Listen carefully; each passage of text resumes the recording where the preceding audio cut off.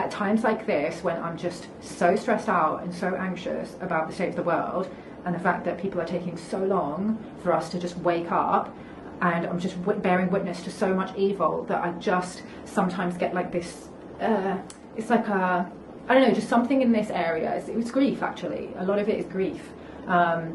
So yeah, and then like constriction of the throat. You know, maybe you feel the anxiety or the stress or the trauma in other parts of the body. It can be what we're bearing witness to can trigger all kinds of things within the soma that haven't been allowed to be released. And so, you know, like when we're seeing what's happening, everybody who's connected to what's happening, it's kind of triggering this unprocessed personal trauma, or it can also be like an ancestral trauma that's in your lineage or in your, like your ancestry. I think a lot of it is very ancestral for a lot of us, because, you know, we've been having the conversation in these spaces about why so many people are quiet and the demographics around the people that are speaking up. So a lot of the people that are speaking up the most are obviously like the Islamic community, the Arab community. We have a lot of allies with Irish, Black, just a lot of, you know, marginalized identities. I recently started following a girl called Willoma on Instagram. She's so beautiful, guys. You should follow her. But she is, and I'm actually learning quite a Willamona. So this is her Instagram. I'll just pop a screenshot. Willamona Siakas, and she is Sami.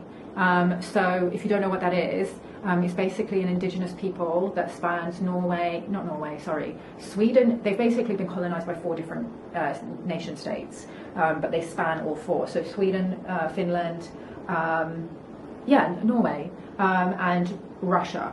And she talks a lot about indigeneity. She's been speaking a lot for Palestine right now from the lens of her experience as a person who's experienced like colonization and occupation.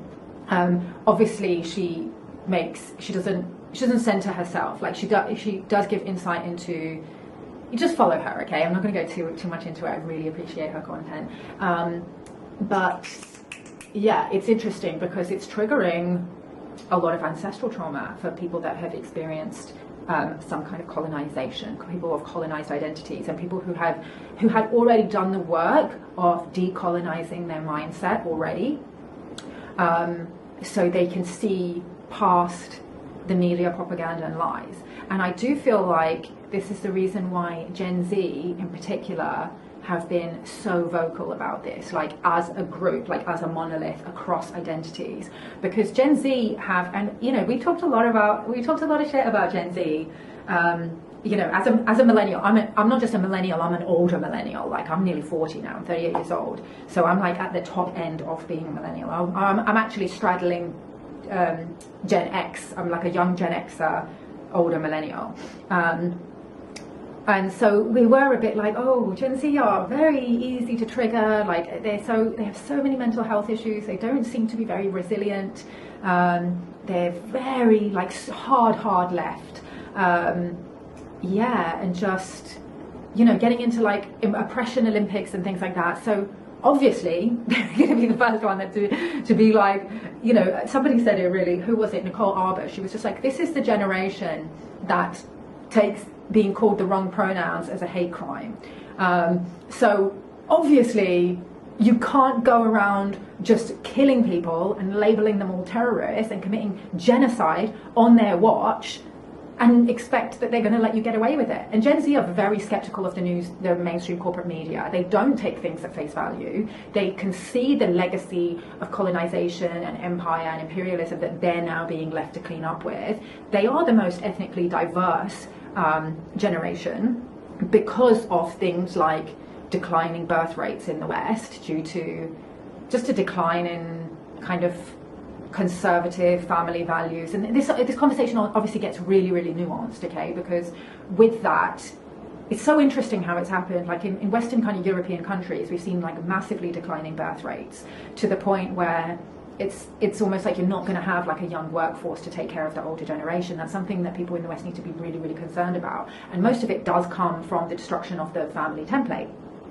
So it's interesting when like racist boomers in like the US or in European countries will be like, oh, look at all these migrants, they're gonna destroy our culture with their different cultural ideals. I'm like, y'all have been destroying your own culture all by yourself.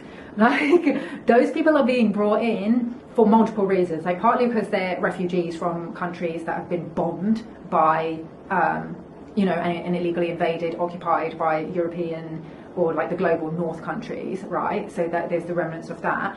Or they're economic migrants that are coming for similar reasons because the economies have been destroyed by the legacy of imperialism.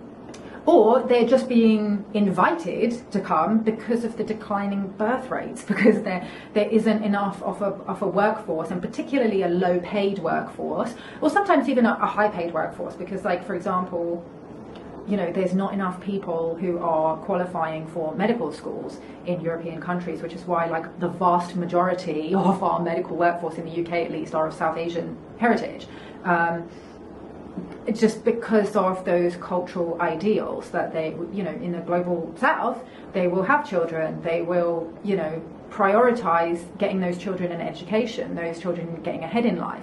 So, you know, it's interesting how those conservative values are then coming in and getting mishmashed with more liberal values in like, it's just interesting time.